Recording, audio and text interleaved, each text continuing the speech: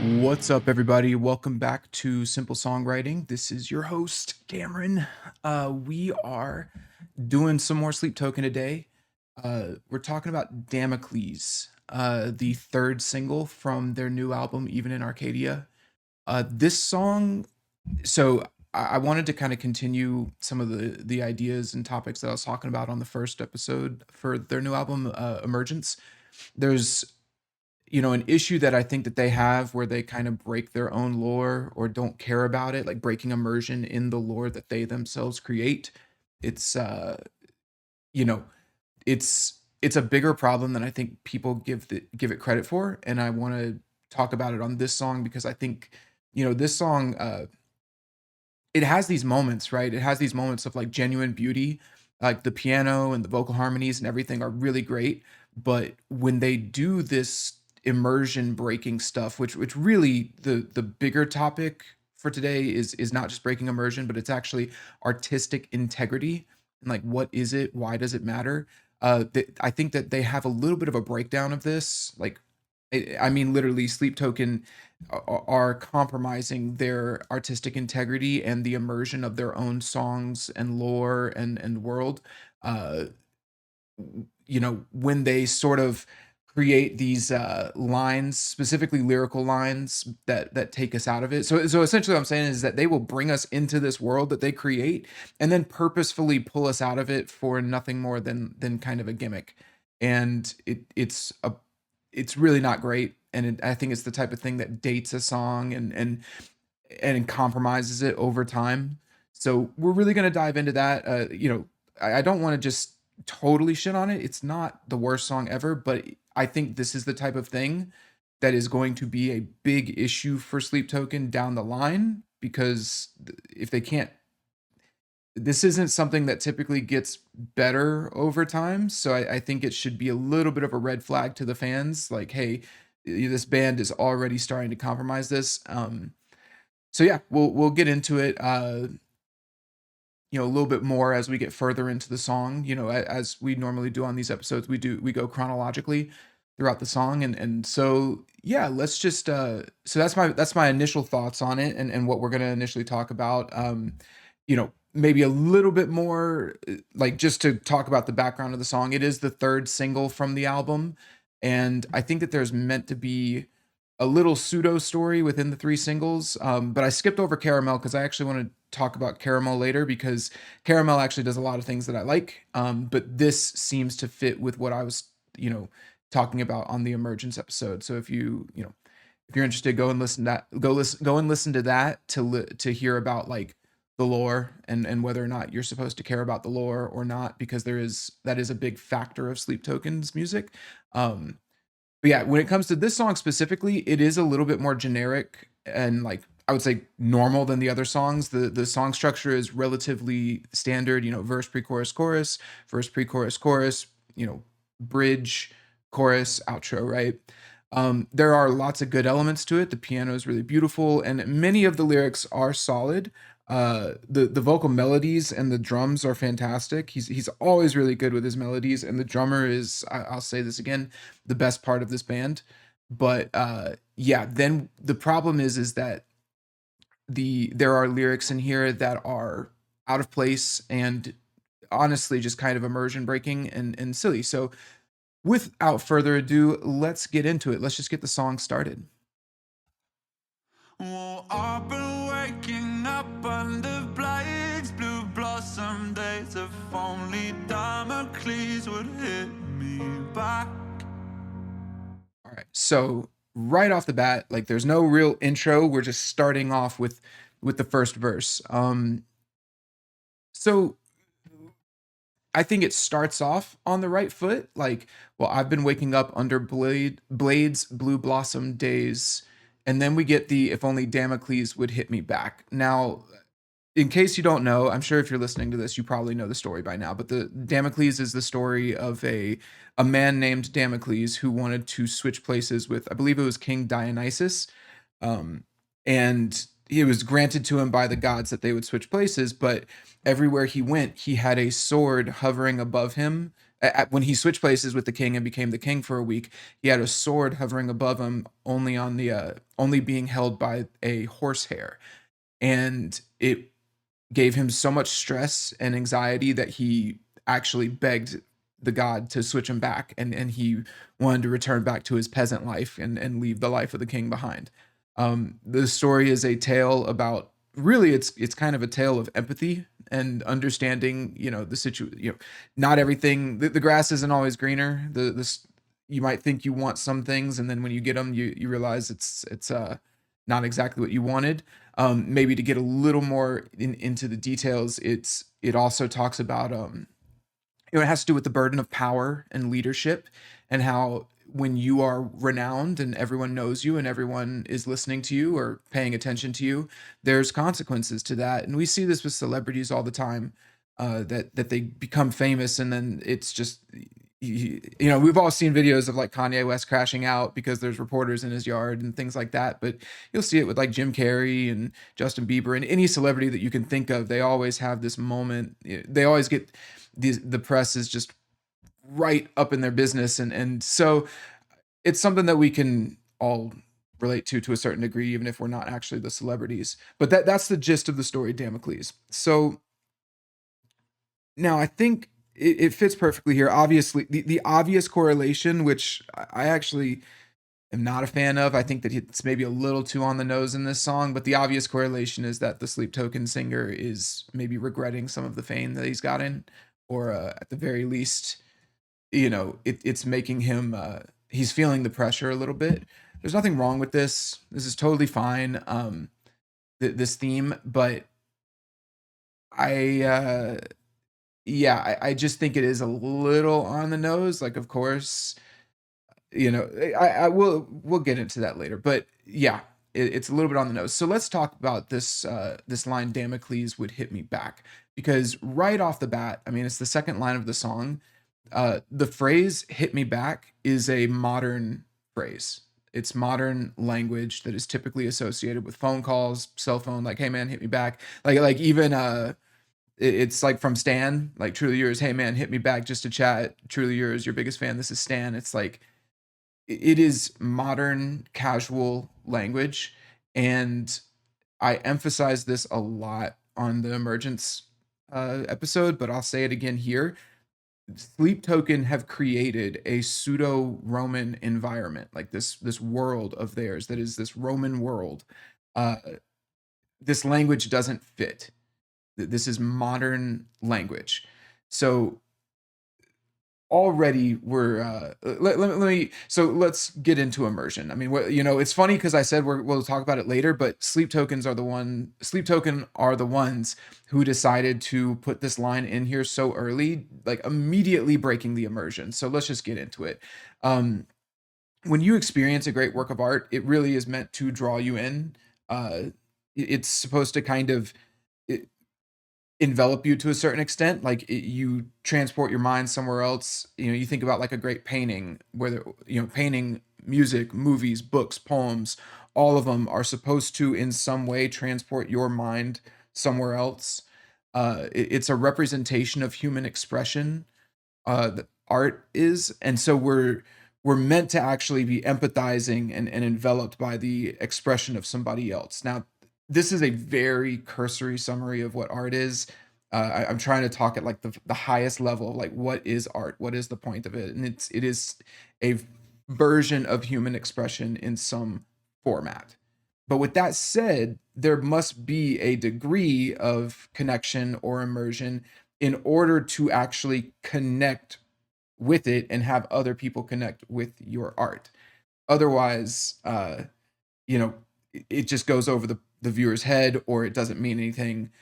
Maybe let me express a quote that summarizes this. It's one of my favorite quotes. It's something I think about a lot. It's from J.R.R. Tolkien. And it's funny because I find myself going back to like Lord of the Rings a lot when I'm talking about Sleep Token, but they are the ones who have created this kind of, historical world for you to enter whenever you listen to your music, but then they consciously take you out of it. So anyway, the Tolkien quote is, here's the full quote, and I think that this is a really great example of art and like how you should think about art. The quote is, Children are capable, of course, of literary belief when the story maker's art is good enough to produce it. The moment disbelief arises, the spell is broken, the magic, or rather the art, has failed. You are then out in the primary world again, looking at the little abortive secondary world from the outside. Now, so that's the quote. So let's just break that down. What he is saying, and he says children, but I actually think that it applies to adults as well. I think adults are more than capable of literary belief, and I think that that's just a part of being a human. But what he's saying is that when you have a story maker, when you have the artist is creating their art, uh, they are creating. If it's good enough, it can create this sense of literary belief where the person experiencing it is fully immersed. But then once you create the disbelief, that spell of the art, it is broken. And Tolkien would actually say that that is a failure of the art. Like that means the art failed because now you are a viewer sitting out in the primary world looking back at the secondary world of the art from the outside. You have now been disconnected. So this is one of these things where music is kind of an interesting one because we don't typically think of music as being something that transports us to a different world. uh, Music is very personal to each individual person. We all take it on our own. Like if I were to ask somebody about their favorite music, usually it has to do with music that they were listening to at a specific time in their life and brings that nostalgia back to them. Movies might have a similar effect, but for some reason, music always seems to resonate deeper and have this nostalgia or more personally to people than like a specific movie. I'm not sure what that is. Maybe it's the individualistic nature of music. Like you have one singer singing it, whereas like a story or a movie will have multiple characters and storylines going on.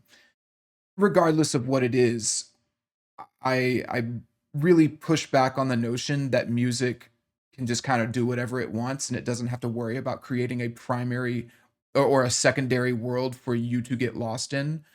Um, I think that music does that very well, and in fact, I'm going to talk about another song next week that will explain that perfectly.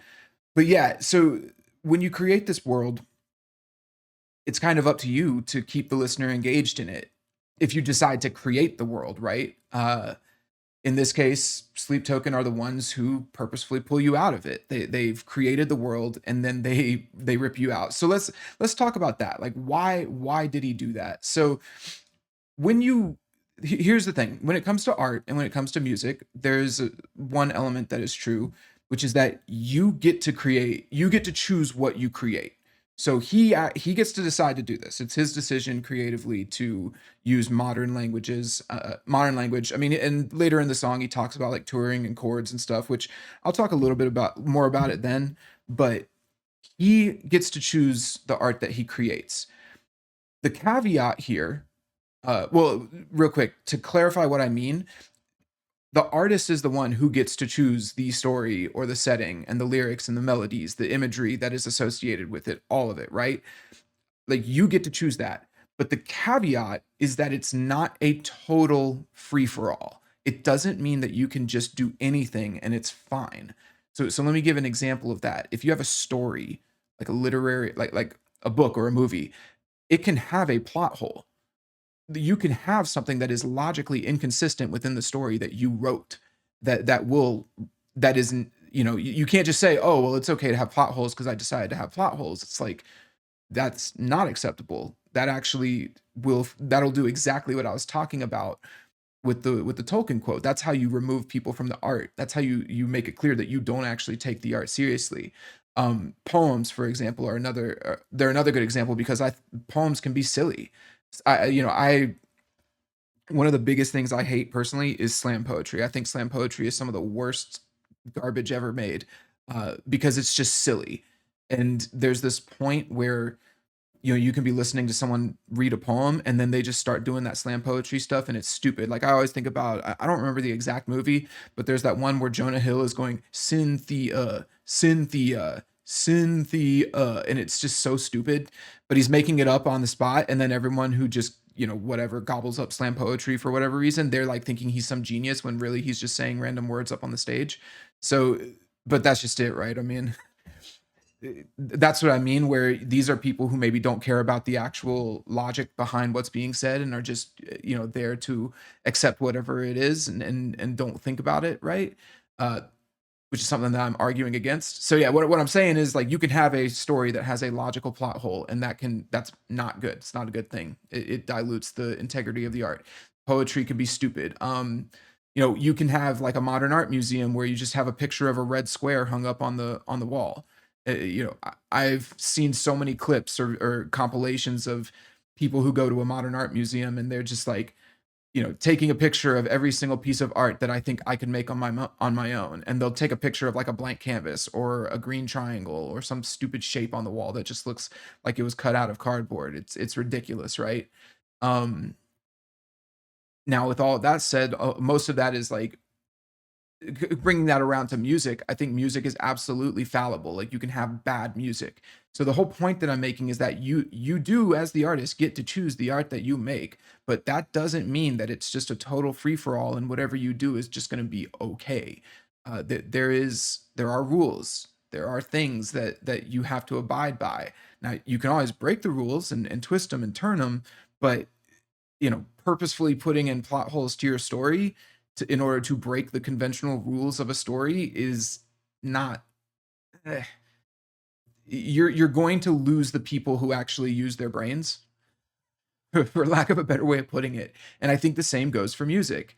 I already said this on the last episode, but Sleep Token to me is music that was made for people who do not want to use their brains or engage with music intellectually. It's made for people who want to shut their brains off and just repeat these religious mantras and be enveloped in the music and not actually think about it. I I disagree with that approach to art. I think that that's a very shallow approach. I don't think that I should have to turn my brain off to enjoy something, and I'm not going to. So let's come back to the Damocles, right?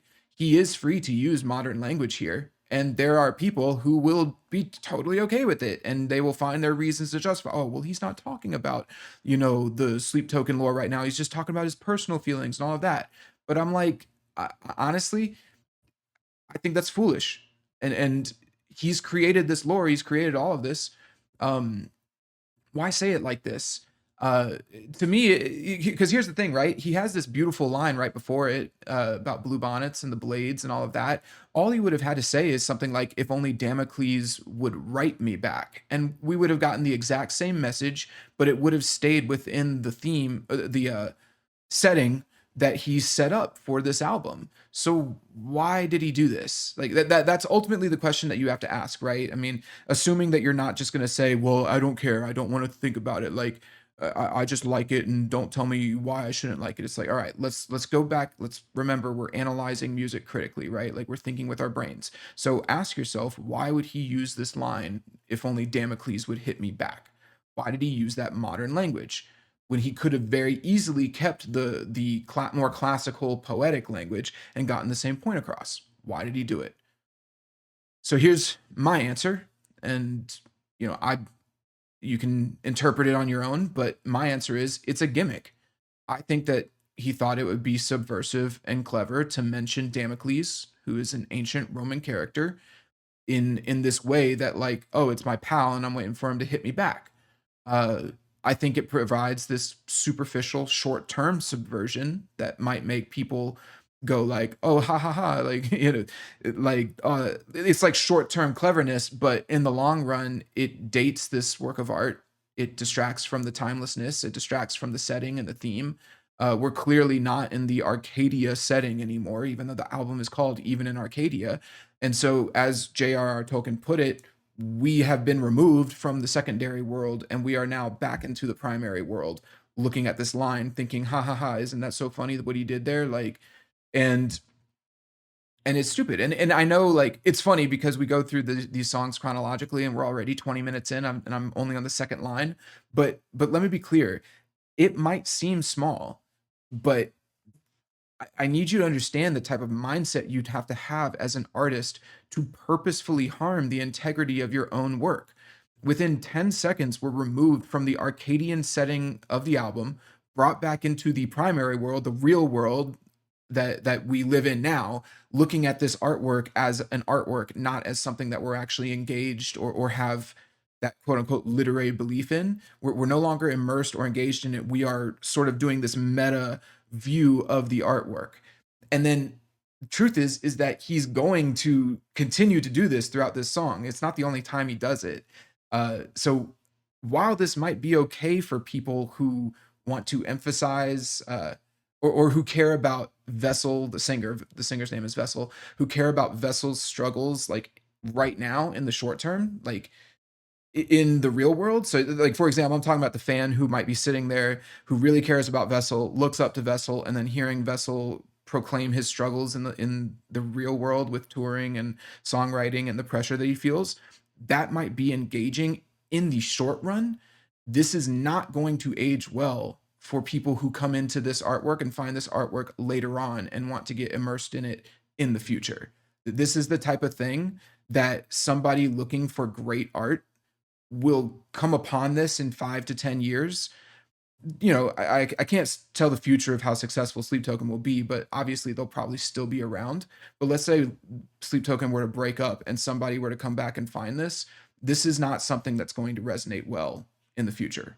It dates the artwork. It removes that timeless aspect. Usually when people are looking for, you know, albums from the past to you know, invest their time into, they're looking for that immersion. They're looking for that like quality, that artistic integrity. And if they're going into the past to find it, uh they're typically the people who care about that and who care about using their brains and care about finding the best artwork. And they're going to find something like this and think, oh yeah, this isn't really that good.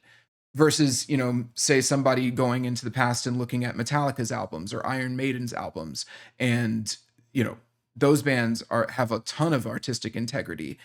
There's you know, and that's why those bands have the longevity that they have, and people still, you know, new fans will still go and listen to them and enjoy their music. I don't think that people are going to look back on this song with that same passion and respect for their integrity. So whew, there we go. I'm gonna drink a little bit of water, but I hope that all kind of made sense. And I know it's the second line, but this is this is a bigger deal than I think anyone would make of it. It is such an egregious example of an artist who is willing to compromise their own art. They're like they decided to create this setting and this environment, and they're the ones that are compromising it for what? You know, we'll find that out later. But yeah. Okay. So let's keep going. I'm gonna play the rest of this verse. No alabaster carvings or faces on a farthing would prevent my head from fading to black. Okay. So what's so funny here is that this all works perfectly. Like alabaster carvings, faces on a farthing. For those of you who don't know, a farthing is like a coin, like a gold coin.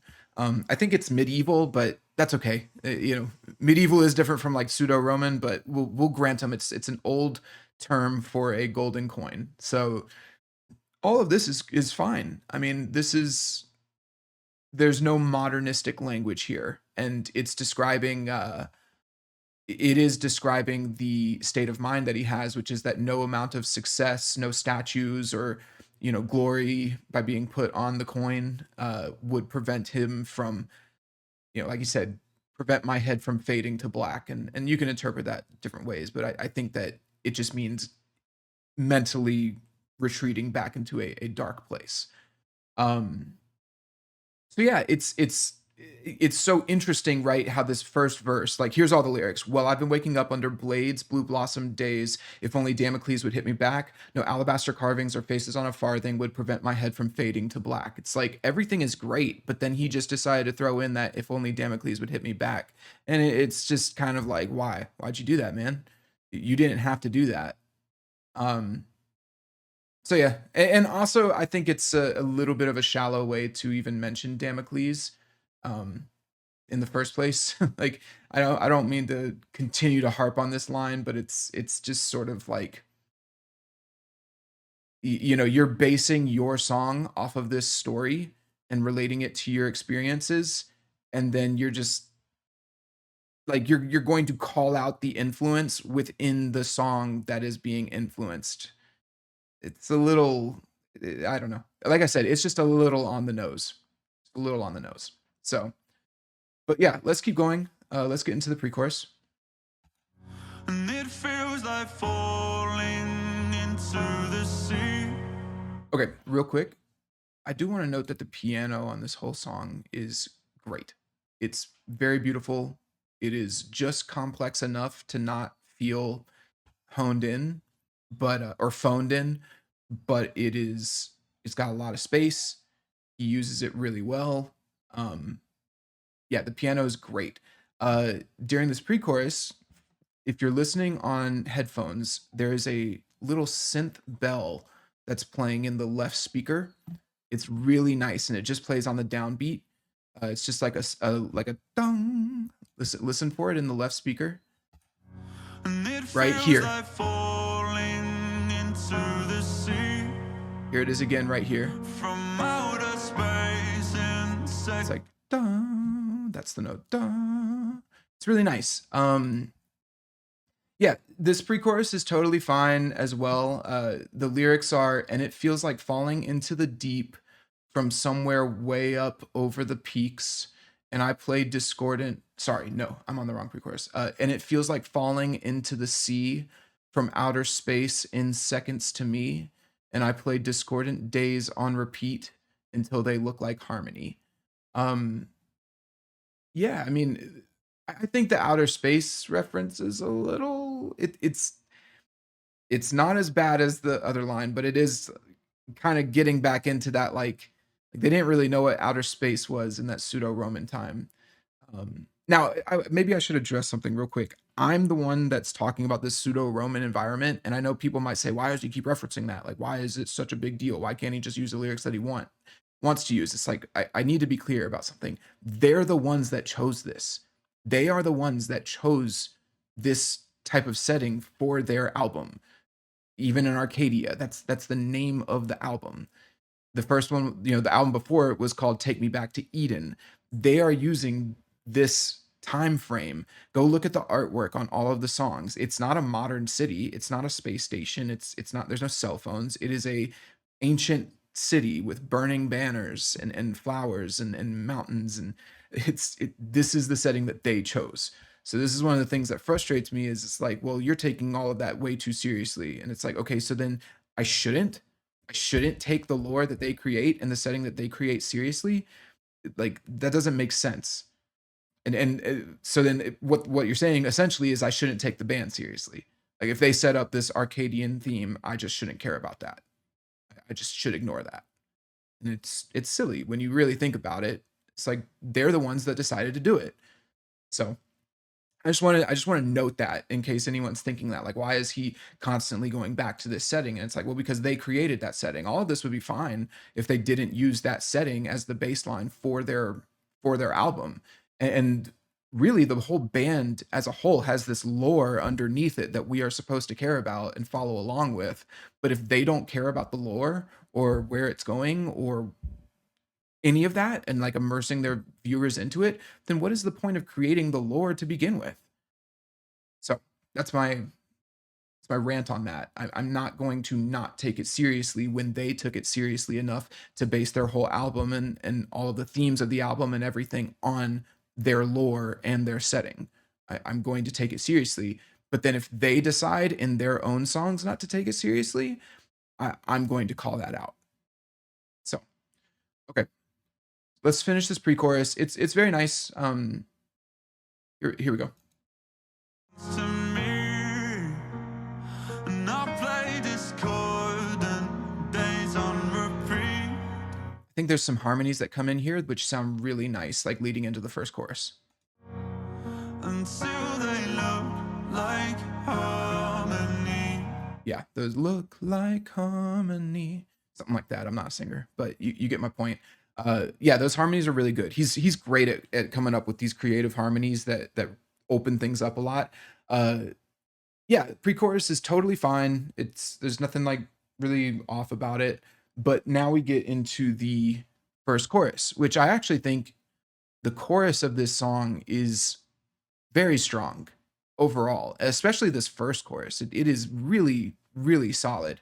I don't want to play like the whole thing at once, but I would like to. Obviously, if you're gonna listen to these breakdown episodes, I would ask that you go and listen to the song first, so that way you can kind of follow along and not get this like drip experience of listening to it. Go listen to it, make your own opinions of it, and then you can come back here and you can finish the breakdown and hear it broken down a little bit.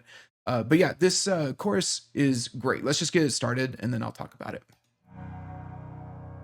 When the river runs dry and the curtain is cold, how will I know if I can't see the bottom? Come up for air and choke on it all. No one else knows that I've got a problem. Yeah, so really cool. So the idea behind this song is, so let's go through the lyrics real quick. When the river runs dry and the curtain is called, how will I know if I can't see the bottom? Come up for air and choke on it all. No one else knows that I've got a problem. I'll do the second half because all the music and the melodies are the same on the second half. It's what if I can't get up and stand tall? What if the diamond days are all gone? And who will I be when the empire falls? Wake up alone and I'll be forgotten. So he's feeling the pressure, the weight of the pressure of being some famous rock star, right? Like he's up at the top of the world, and there is, like Damocles, there is a sword over your head when you're doing that. Everyone is watching you. Everyone wants you've got to be the trendsetter, right? Like you're the leader of the pack to a certain extent, and there are consequences to that aren't always fun. So that's what he's talking about. Now, with that said, I think that the melody captures that really, really well. It's a fast melody, and it kind of, when you're in that state of mind, that anxious state of mind, your thoughts are racing, and so you can that's you know how will I know if I can't see the bottom? Come up for air and choke on it all. No one else knows that I've got a problem. Like he's stressed. You can tell. You can feel that from this melody. Um, I think the harmonies throughout this whole section are really great too. They really elevate it. The piano is kind of, well, so for the piano specifically is fantastic here. It's really beautiful. It's nothing crazy complicated. It's just a simple arpeggios, do do da do do da do do da do do da do do da do do da, but it sounds really hopeful. Well, so that's the interesting thing I want to talk about, is that it sounds both hopeful but also a little anxious, and inspiring, but also a little sad. It's capturing a lot of really cool things here. I didn't look up what the chord progression is for this. Maybe I should look that up at some point. But again, I try not to make this too much of like a theory show. I just wanted to point out that what they did choose to do here with this chorus captures a lot of really strong emotions and that fit with the theme, and I like that. That's really good stuff. Lyrically as well, I think that everything here is in the theme too. Like when the river runs dry, the curtain is called. How will I know? How will I know if I can't see the bottom? Come up for air and choke on it all. It's like all of these lyrics. Again, I use that phrase like modernisms, right? Like nothing here is modern language to me. The closest I think I could come to is like no one else knows that I've got a problem. It's like, the use of the word problem could have a little bit of a modern connotation, but again, I'm not going to hold their feet to the fire on that. Uh, Everything else is pretty solid, and I especially like the final lines where he says, "And who will I be when the empire falls? Wake up alone, and I'll be forgotten." It's like that's to me that's perfect. You're staying within the setting. You're nailing the theme of the song. You're not, you know, you're not like spoon feeding the theme to the audience, but you are getting them to ask the question like, what is he if the empire falls? Like he's asking the question basically, and I think that's a good way to present a theme to the audience, because then they actually get to think about it, and it maybe resonates with them because everybody has had feelings like this of like, okay, if you work hard and you build something, what happens when that thing no longer exists, and who are you without it, right? I mean, I know personally for me, I've played guitar for I guess about 15 years now, and there's a part of me that's like, man, what if I just stopped playing guitar? Like, what would I do? How would I live, you know? So there's it's interesting, right? Like it's a good theme and it's delivered well here in this chorus. So I think especially this first chorus is really great. I don't think there's any changes aside from like getting heavier. I don't think there's any changes between this chorus and the other choruses, but it's a solid chorus. I'll give them the solid chorus. So then we have this little post chorus that comes in here. Um, I think this little post chorus bridge is fine. He does a little bit of that.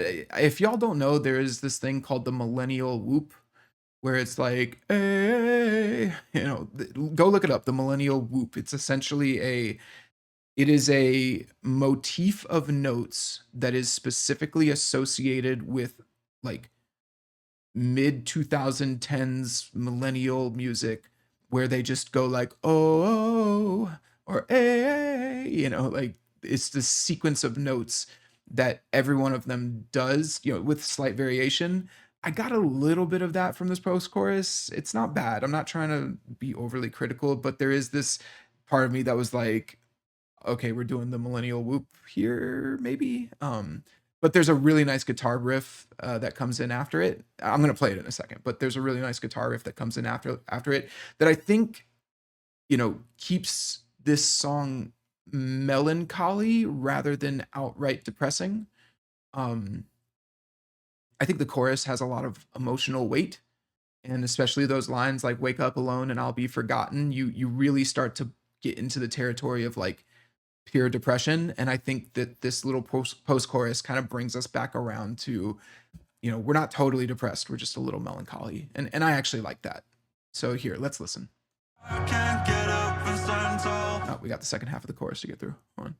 What if the diamond days are all gone? And who will I be when the empire falls? So there's the "Who Will I Be When the Empire Falls." Wake up alone and I'll be forgotten. Yeah, so there's it's fine. I'm being a little judgmental on that. But then we got this really nice guitar riff. Check it out.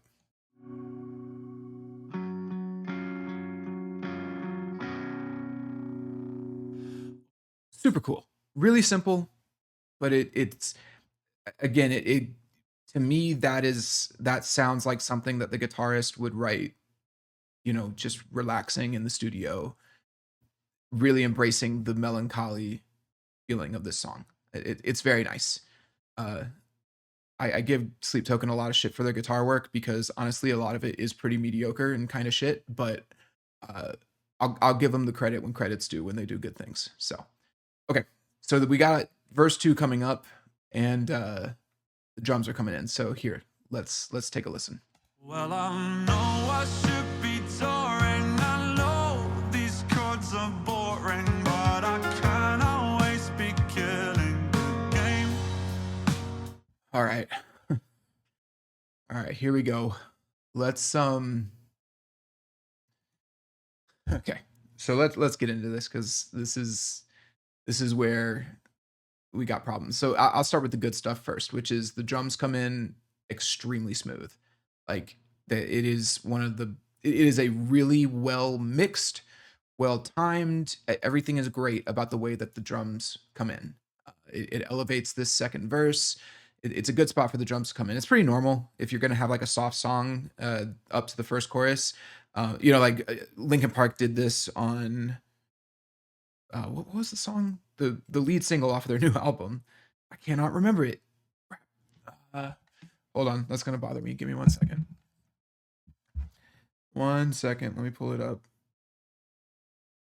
Emptiness Machine. Yeah, I knew it started with an E. So like Linkin Park does the same thing on the Emptiness Machine where the drums come in after the first chorus. Aside from the filtered drums in the verse, but they really slam in on the first after the first chorus. It's definitely much heavier on that song, but it's a good technique to like elevate the second verse and not make it just a complete copy paste of the first one. Okay, so Now let's talk about these lyrics. So the drums and all the music is on point, but unfortunately, this verse starts off with just abysmal lyrics. These are awful. These I know I should be touring. I know these chords are boring, but I can't always be killing the game. This is awful. Any immersion that you might have had from the chorus is now completely gone. I remember the first time I heard this, I was actually surprised at the first chorus. I really liked it. And I was like, okay, cool. Like we're really going places here. And then this came in and I was, to quote Tolkien again, I was completely out of the secondary world. I was back in the primary world, sitting at my desk, listening from the outside in on this song. Uh, they I cannot express enough. Like this is unbelievable that they would break the immersion purposefully and purposefully bring you out of the song and like so specifically like right like the chorus ends with who will I be when the empire falls, wake up alone and I'll be forgotten. It's like that's great, love it, awesome, got this cool little guitar riff, like we're in it, we're in the song. And then he immediately says, okay, you know that like world that I created that I was trying to bring you into, yeah, no, we're going to talk about the chords and my touring schedule and all of that. It's it's really bad, and the worst part about it is that the singer did it on purpose. So, it's one thing to have a song that's just maybe subpar to the point where you kinda lose the immersion after a while and you're no longer in it. It's a whole 'nother thing for the artist to purposefully say, "No, I don't want you to be immersed in this world anymore that I've created." So, like, I want you to I want to you to imagine, right? Like, I'm gonna bring up Lord of the Rings again. I want you to imagine if there was a scene with Gandalf and Frodo where Gandalf said, like, "Hey, Frodo, I've been writing a book called Lord of the Rings, and it's really difficult and stressful because I have to keep track of multiple characters and plots, and I'm having trouble how to write Merry and Pippin, and it's stressing me out. And honestly, I don't know if the books are going to sell well because I don't think people like fantasy novels anyway." It's like, what the fuck?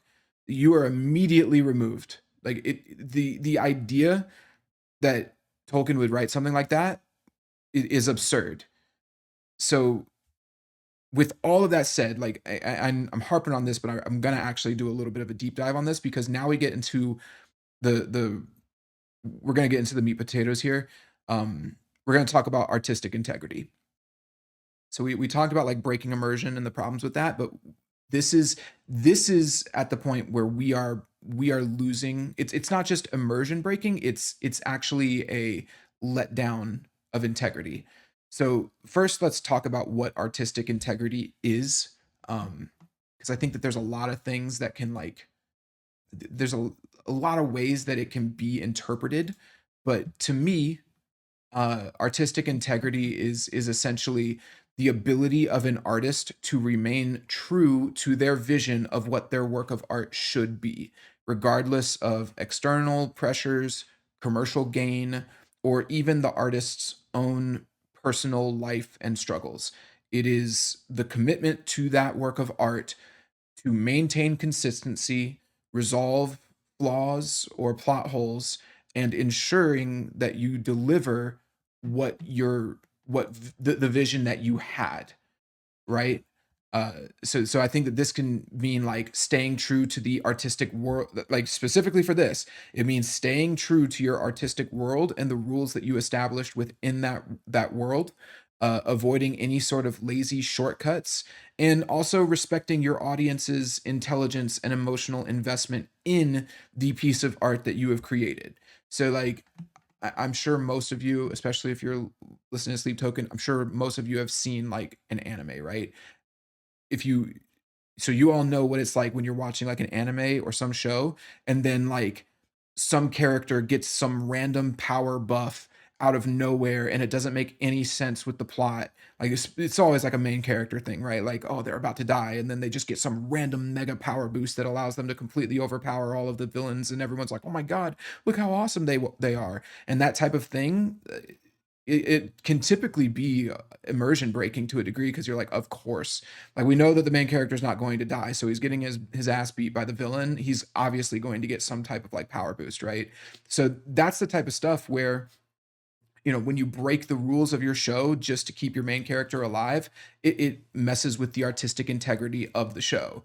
But then you can look at other shows that are, well made. I think this might be cliche, but I think Naruto is a great example of this, where uh, powers and abilities are very consistent throughout the entirety of the show.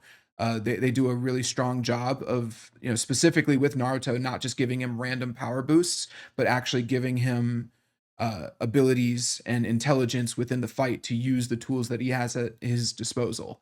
Not to say that having like his nine tails whatever isn't a little bit of a gimmick, or a get out of jail free card, but there is limits to it, as we see in his various fights where he does lose and gets beaten in different ways.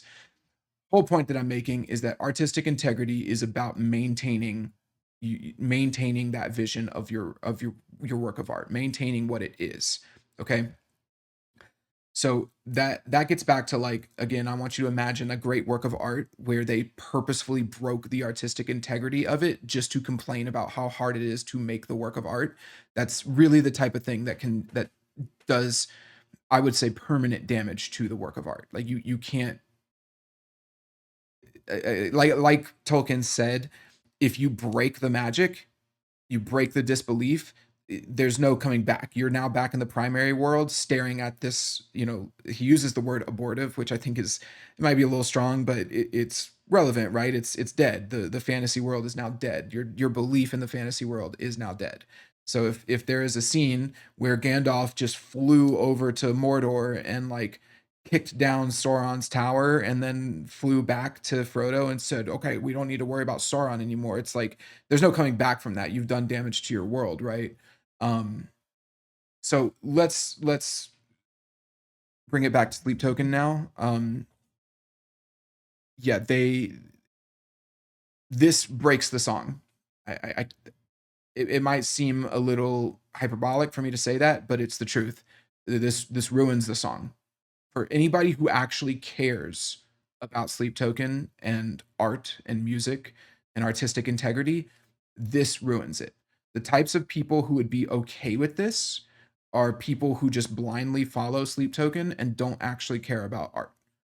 They are more interested in their devotion to this band and to Vessel and Vessel's personal struggles than they are to art as a concept and as something that exists. And that's pretty much what I said in the first, when I talked about emergence. It's like these are people who don't want to think critically about the work of art. They just want to experience it and repeat their religious mantras and that Sleep Token presents them. And that's that. They don't want to actually think critically about, like, hey, is this good or bad, or did this work or not work? I mean, so with that said, like, that's my stance, is that this is song breaking. We have completely removed the immersion. Um, he has specifically brought us out of that secondary world that they created. So let me, maybe now that I've criticized enough on this and harped on this, I want to take this to, I want to take a moment and talk about Sleep Token as a band, just in general. Um, I think that Sleep Token is an above average band.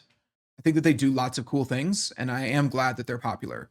I think it's about time that we got some more rock music in the mainstream, and we got bands, because they just hit number one with this album, and that's cool. Like I'm glad that they're successful because they are more creative and they take risks and they do things that are adventurous, or at least more adventurous than your average band, right?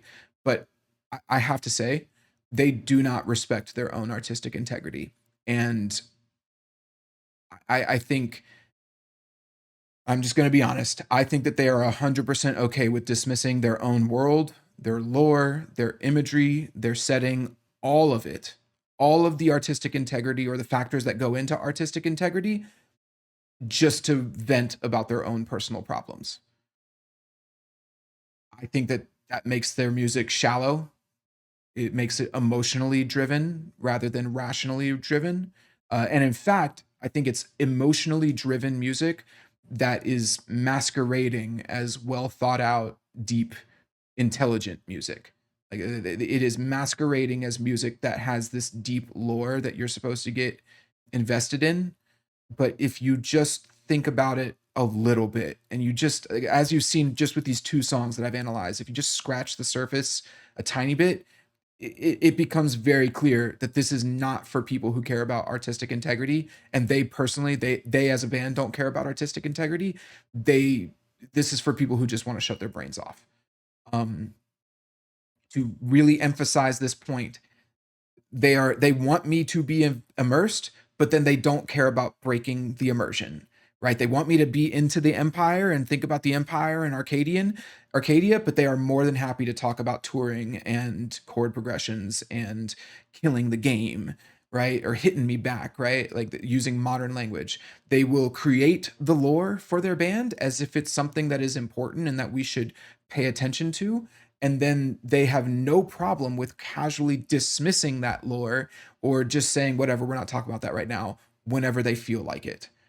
So regardless of my thoughts on this theme and the ideas that's being portrayed, like what he's saying in this song, uh I think the fact that the singer wrote these lyrics is really, there's not really another word for it. It is ego, and he is letting his ego and his own personal feelings take the place of artistic integrity. And that's something that I have a huge issue with. So I do think they're an above average band. They have these really great moments. I hope that I would love it if they could, you know, switch this around and put a little more effort into the integrity of the lyrics in the future. But this, unfortunately, is not something that is just on this song. I think I might do an episode on Gethsemane where he takes a reference. Gethsemane is the garden where Jesus prayed before he was crucified, the night before he was crucified, and he made that song about like a toxic relationship where he talks about like cigarettes and cigarette smoke stained on the clothes or something like that. I need to go and refresh on the lyrics, but this thing that I'm talking about where he uses modern lyrics and breaks immersion and will happily break artistic integrity for the world they've created, it permeates the entire album. And it's a huge problem with this band. So I think that, you know, it's a huge red flag. It is a huge red flag for anybody uh, who is a fan of this band, because this is, again, if you don't, if at the height of their popularity they don't care about the artistic integrity, you can fully expect them to continue this trend where they will pretend like they care about the lore and all of that. They'll probably have some album next that is about whatever the next stage of Arcadia, this world they are. It's going to they'll continue to pretend like they care about lore and immersion, but I can very, because this seems to always be the case with people like this. There's going to come a point where they think that their own lore is too restrictive to their songwriting, and so they will cast it off. They will probably show it. It'll probably be, this reveal of their true selves, where they lose the masks and they lose the outfits and they reveal their real selves, and now they can make the songs that they actually want to make and not be held down by their own lore, and they won't even realize that they are losing their main appeal, which is this interesting world and setting that you can get invested in. Um, I just see it happening. Maybe I'm wrong. It's just something. If you're the type of, like, think about the type of person who will create this world and this lore, but then cast it off, in a song like this. That's where their head is at. They are prioritizing themselves over their artistic vision and artistic integrity, and so that will become the trend. Now, if the songs are great, if the next song, let's say it takes 2 or 3 albums for them to do this, and the songs are fantastic, cool. That's awesome, but that's not typically what happens. Because if you don't care about artistic integrity to begin with, you eventually lose it, and your songs they become basic and bland. Um, so yeah, the last thing that I'll say on this is I wrote my notes for this song over the course of a week. Um, whenever I first wrote the notes for this section, I actually was a little bit more forgiving of this. I said it was immersion breaking, but it didn't like ruin the song. As the week went on and I listened to this song more and I wrote more notes on it, the truth is that the gimmick of it wore off very, very quickly. And I became more and more frustrated with it every time I listened to the song. It was as if it wore on me over time and it dated the song and it really affected my view of it. Uh, I'm not saying that I'm speak for everybody, but I do think that it's kind of funny because I knew that this was something that it would do. Like it takes away, like it's like a little chip against the integrity of the song. But the truth is that that whole rant I went on earlier about like how this affects how the song will be perceived in the long run. That's really where I got it because I was like, I'm already tired of this. I already am disconnected from this song because I'm not in the world that he's created. And I think, I'm a pretty rational person and I approach music very, very rationally, which is not something that is normal. But I think that this is something that will happen to many people over time with this song, where the more they listen to it, the less those specific lines will actually resonate with them because it does take them out of the immersion of the song. So, maybe there will be people who disagree with me. Maybe I'm the only one right now, but I do think that this is I just wanted to say like the week of me taking notes on this song is a little bit of a microcosm of like how I think this song will be received over time. And again, could be wrong. I'm trying to predict the future a little bit. I'm speculating. It's all speculation at this point, but I'm not speculating about the immersion breaking aspect of it. It is a terrible, terrible decision that they made to put these lines into it. Um, and yeah, don't do this. If you're gonna write a song like this and create a world, don't break your own world. So okay, so that's the big rant. Here's the issue that we have now is that, in my opinion, we're disconnected. We're not really engaged with the song anymore. So we'll go through it. We're gonna keep going through the song, right, and analyzing each section. But I need you to keep in mind that like the song is broken. And I would say beyond repair. I know that seems, again, I know people might not agree with me on that, but it is broken beyond repair by these lyrics. I'm disconnected from it. And it's when you're creating immersion, you're creating a world, it's real easy. It's kind of like trust, right? Like trust is a really tough thing to build up, but it can be broken very easily. And once trust is broken, it's very difficult to get back. Um, but let's give them the benefit of the doubt and let's keep going through the song. So let's finish this second verse. No golden grand pianos or voices from the shadows will do anything but feel the same. So yeah, let's summarize this whole verse real quick. Well, I know I should be touring. I know these chords are boring, but I can't always be killing the game. No golden grand pianos or voices from the shadows will do anything but feel the same. Uh, I again, it's hard to even analyze these deeply because they just seem so pointless after those first few lines. Even mentioning pianos, golden grand pianos, it's like it's not terrible, but it's still breaking the immersion a little bit. And then the lines like no pianos or voices from the shadows will do anything but feel the same. It's like I don't even that just falls so flat to me. It's thematically, it's just whatever. Like he's basically saying that he feels apathetic, and there's nothing that is going to change his feelings. Um, I don't think that that really adds anything. He's saying that there's nothing that's going to change. It's like all right, whatever. So yeah, we get into the second pre-chorus here. It feels like falling into the deep from somewhere way up over the peaks. So the first pre-chorus he says, and it feels like falling into the sea from outer space in seconds to me. And then the second pre-chorus he says, and it feels like falling into the deep from somewhere way up over the peaks.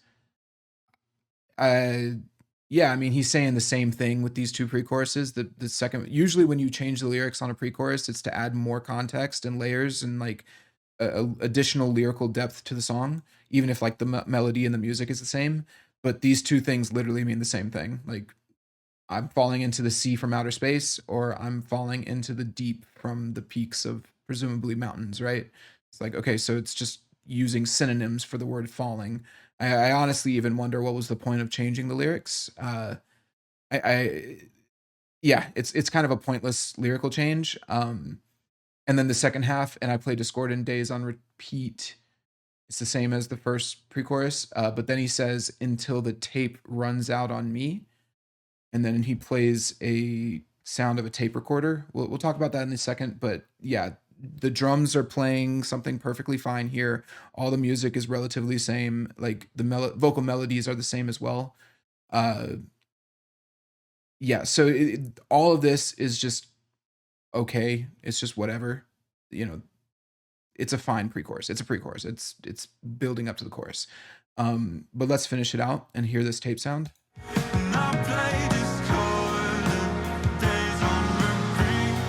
Yeah, everything sounds nice. There is like a synth in the background that sounds really heavenly and pleasant. And that's cool. But yeah, let's finish this out.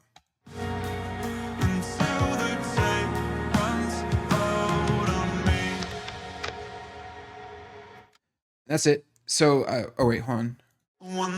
Yeah, that's it. So let me play that one more time because I think I talked over it.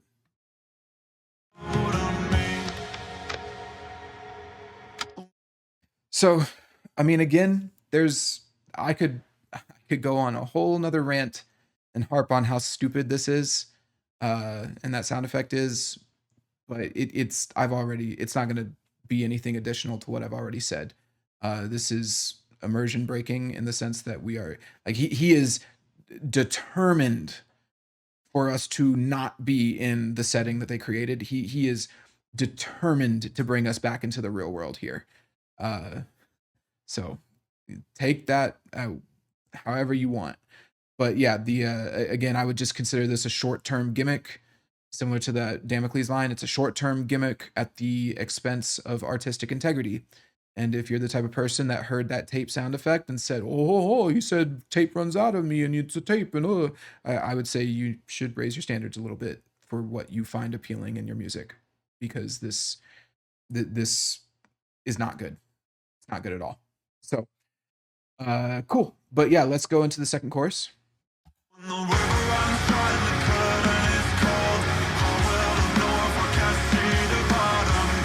So yeah, this is all fine.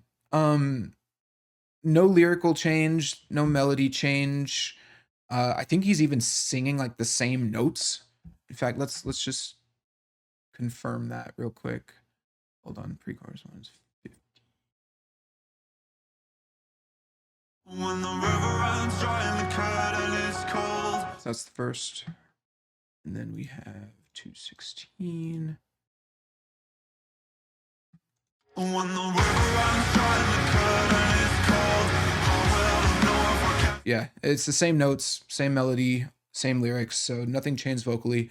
Obviously, there's drums and guitars. The guitars aren't doing anything special. They're just playing the background chords. Is the piano still going?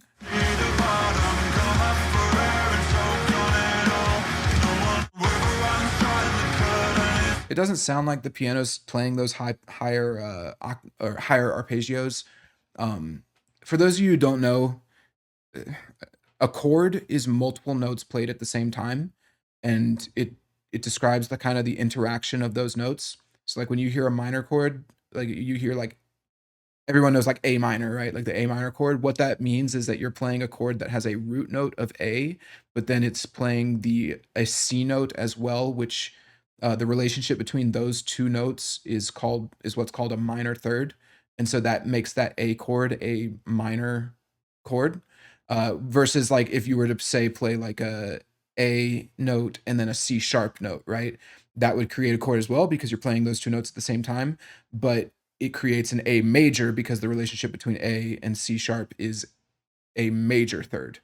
So essentially think of a chord as multiple notes being played at the same time that create a they create a specific sound based on the notes that you choose and how they interact with each other.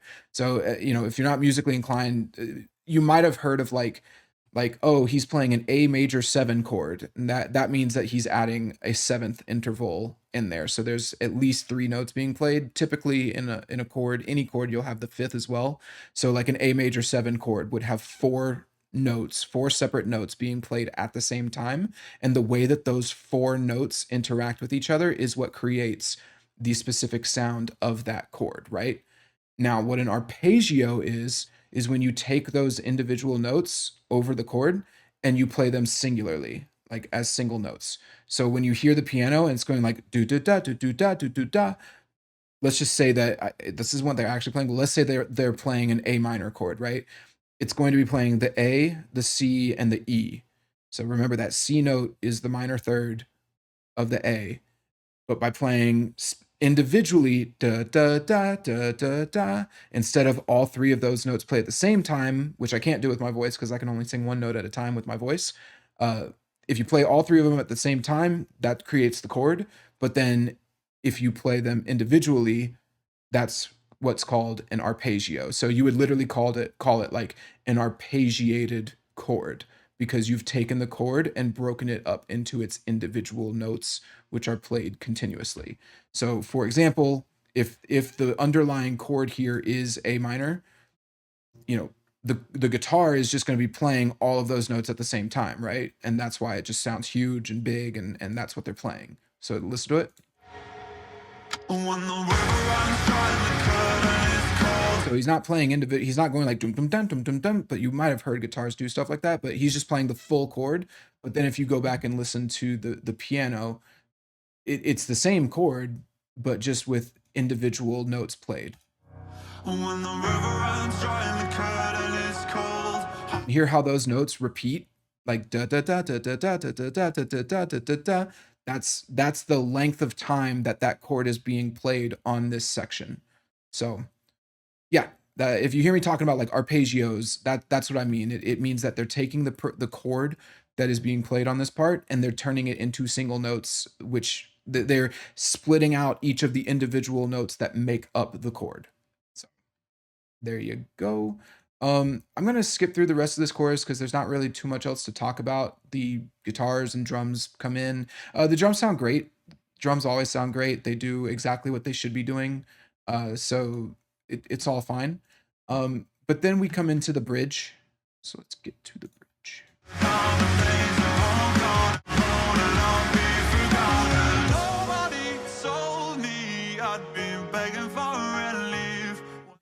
Yeah, so we get into this like, I don't know. We're still kind of it's keeping with the theme, right? So the lyrics are, and nobody told me I'd be begging for relief when what is silent to you feels like it's screaming to me. And then the second half is, nobody told me I'd get tired of myself when it all looks like heaven, but it feels like hell. Um, yeah, this is, these are kind of, to me, these are really basic lyrics. Um, I just think they're super, super basic. Um, it feels like heaven, but it looks like hell. It's like, oh wow, I've never heard that before, right? And nobody told me I'd be begging for relief. That, I guess that's fine. Musically, it's all fine too. Like this bridge is just kind of fine to me. Let's keep going because there is a little bit that I want to talk about on it. What is silent to you Piano sounds feels good. like it's screaming to me. And then we get the guitars and drums come in, and again, what they're doing is more complex and more interesting than nothing, but it's not really anything special either. So yeah, let's listen. Well, nobody told me I'd get tired of myself. Just like that dun dun dun dun dun dun dun dun dun dun. It's fine. It is like the definition of fine. And him saying, "Well, nobody told me I get tired of myself." Let's just finish this out, and I'll talk about that line. When it all looks like heaven, but it feels like Yeah, so I don't really know how else to say this, but this type of language is actually, I hate to use the word, but it's like toxic language. Like if anybody's ever communicated with somebody that has a huge ego, they're the first ones that say things like, "Oh, I hate myself more than you ever could," or like, "I'm tired of myself. I hate myself." It's like these lyrics just kind of rub me the wrong way, and I mentioned the theme earlier. Like, it's a perfectly fine theme, and all the lyrics stay within the theme. But I do think that this type of theme, where it's like, oh, like pity party shit, it reeks of ego, especially when they're not like they just got their first number one album, right? So it's not even like coming into this album they were like hugely, hugely popular. I think their biggest hit before this album had reached like I don't know, I want to say like 37 on the Billboard 200 or something, which is great. Like, don't get me wrong, that's great. But like, we're already talking about the problems with fame, and then they just got more famous, and it's like, I don't know. The point I'm making is that this is language that is like this type of self-loathing is typically manipulative, and it just rubs me the wrong way. Especially that line, like, "I'm tired of myself." I just don't resonate with that type of language. Um, but assuming that he's not like some toxic dude, I still think the lyrics are just way too on the nose and a little bit lame. Tired of myself, looks like heaven, feels like hell. It's like that's the type of thing where you should really elevate your writing a little bit. I mean, this is the bridge. You could really add something great here, but I don't know. I would say like you need to ask yourself as a songwriter, like, is this lyric actually profound, or is it just emotional shorthand for someone who hasn't actually developed their craft? And, so that's my thoughts on it. We come back into the third chorus, uh, which has the arpeggiated pianos again, but also like like a kind of heavenly synth underneath it. Uh, we'll talk about that. Let's get through it real quick. When the river runs dry and the curtain is cold, how will Notice how they're hitting a few different notes on the piano as well, like those higher notes. Uh, it's going like dun dun dun dun dun dun dun dun dun dun dun. Listen to that. runs dry and the curtain is cold, how will I know if I can't see the bottom? Come up for air and choke on it all. Those background synths are really nice. So that's cool. And then guitars and drums come back in halfway through the chorus. No one else knows that I've got a problem. What if I can't get up Really solid fill. and fall? What if the dawn and days are all gone and who will I be when the empire falls? I'm just pausing for copyright because I mean I'm already gonna. Every video gets copyright stricken, but we're gonna talk about the songs, guys. I'm not gonna let YouTube hold me down. All right, here we go. Alone and I'll be forgotten.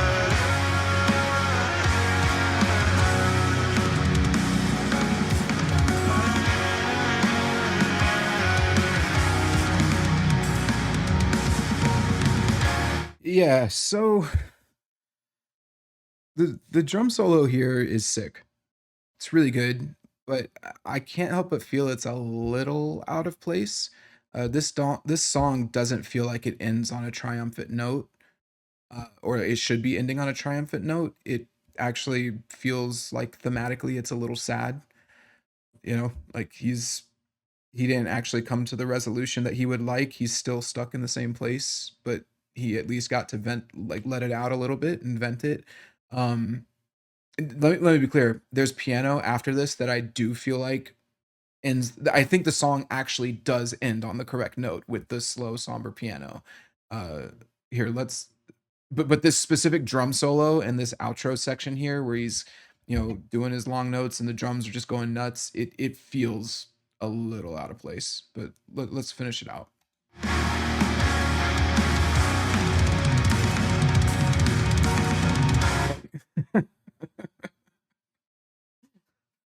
Like that's really good. It's really impressive, but it feels so strange here. Like what?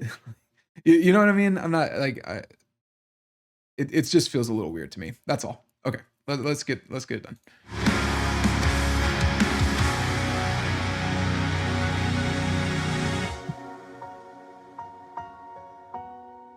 and I'm not gonna play the rest of it. It ends on that note. So yeah, you see what I mean? Like that piano is how the song should end, and I feel like you could have just cut out that whole little triumphant section there. But whatever, it's fine. Or maybe it's not. You see what I mean though? It's a little strange. It's like, oh, what will I be when the empire falls? Wake up alone and I'll be forgotten. It's like, okay, all right, chill. Like, um, cool. So there we go. We made it through. Yeah. I think I gave my thoughts on this song throughout. I don't have too many like ending notes to talk about. It really it's a song that I think has a lot of potential and could have been better, but I I just can't stress enough, like, if you're going to put all of this work and time into creating an album and, you know, especially like lore behind your band and costumes and pseudonyms and all of this, right? Like, why then? Why would you purposefully break it? It just doesn't make sense to me. Um, it just doesn't make sense. And so it's a real letdown. I was very disappointed in this song the first time I heard it. Because I think that if they could commit, like if they really committed to the depths of what they're talking about and let go of these sort of gimmicky songwriting tropes and immersion breaking lines, like they really I would have a much higher opinion of them and of their future, right? But yeah, as it is right now, I this song is really a little bit of a conundrum because on one hand, it's very immersive. They want you to be immersed in the idea of this empire that they've created, an Arcadian setting and all of that. And but then on the other hand, they don't. It's just crazy to me. So, yeah, musically, so let's go through my little ending template here. So the purpose of this was, it's the third single. This song's meant to showcase the singer's struggles with success and fame, even in Arcadia, right? Like it's kind of to me, it's kind of a microcosm of the themes of the album, where it's like even in Arcadia, even in this perfect place, things are not what they seem, and yeah, like that's what this song to me is meant to be, but then at the same time it's like, oh, the singer struggles with success even in Arcadia, but not really, because we're going to purposefully take you out of Arcadia. It's like it's silly. It's ridiculous. Like it could have really been great. And the craziest thing to me, I mentioned this a little bit earlier, but like it wouldn't have been difficult to change just a few of the lyrics and still keep it in the setting. That's the part that drives me nuts, right? Like, obviously, I know I should be touring. I know these chords are boring, but I can't always be killing the game. Like, those lyrics are disastrous. Uh, but you'd almost have to completely rewrite that, right? But like the second line, if only Damocles would hit me back, all you'd have to do is say, if only Damocles would write me back, like write me back. That would clear it all up. That line is fixed. You know, the until the tape runs out on me, just replace tape with something else. The tail, until the tail runs out of me, like a story tale. Uh, there's just little changes that you can make that keep the integrity of the work. So drives me nuts. Anyway, okay, genre style. This is pretty conventional hard rock, like rock ballad type of thing. There's nothing crazy on the guitars. The drums do a pretty epic little drum solo at the end, so it's rock music.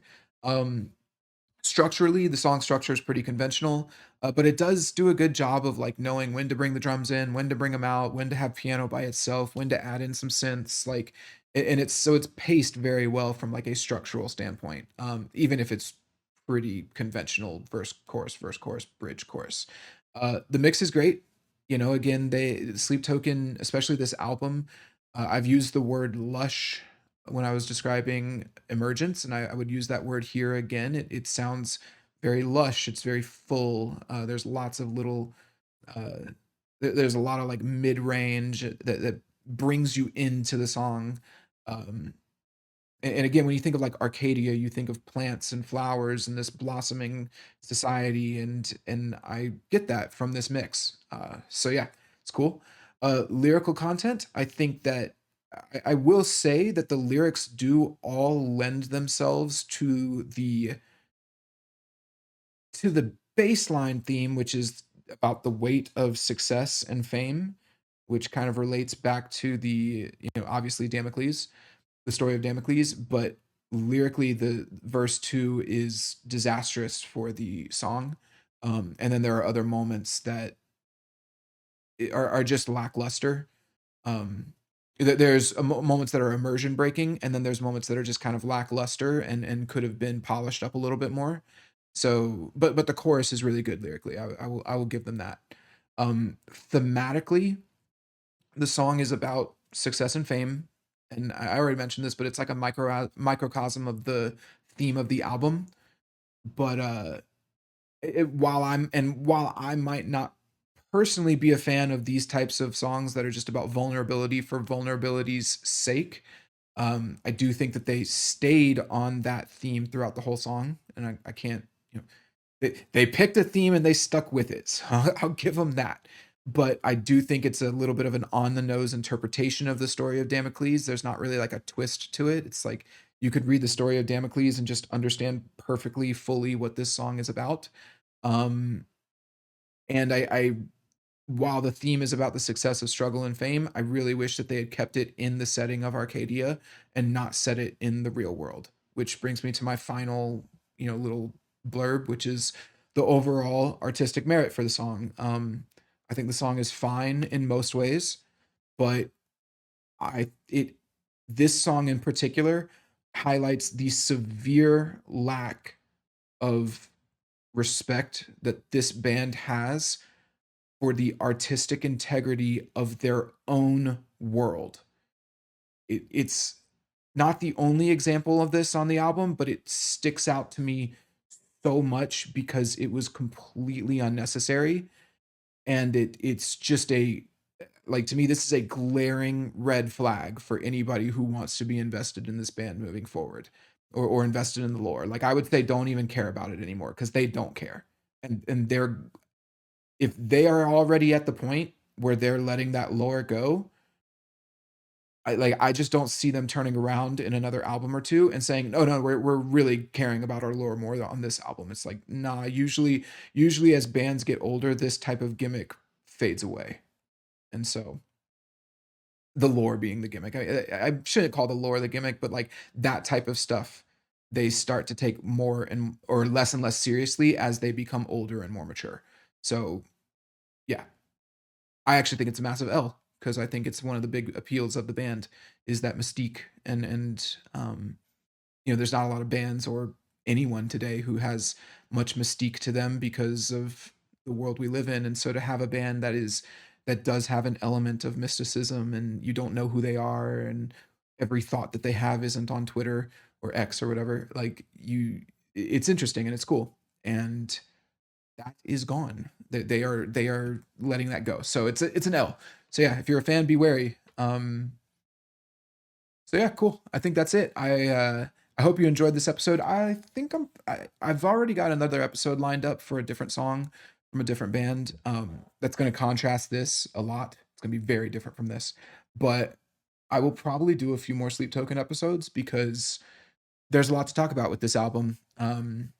Good and bad. I really do want to do an episode for Caramel, and we'll see how I feel after doing Caramel, but I may still do an episode for Gethsemane because that song also stuck out to me. Uh, Not necessarily in a good way, but Caramel's really good, and I do want to talk about Caramel. So, okay. Well, on that note, hope you guys enjoyed. Please give me a follow on YouTube or Spotify, and leave comments and stuff. I would really love for this to be interactive. I don't think that I have a perspective on music that most people have, and if I can meet other people who at least approach it similarly in the sense that you know we can talk about it rationally and not just say like, well, you can do whatever you want, man. It's like I really think that perspective on music is kind of killing music. Uh, So we need to bring a little bit of rationality back into music. I would really enjoy finding more people like that and hearing what y'all have to say. So cool. All right. Well, we'll end it there. Peace out, everybody. Bye.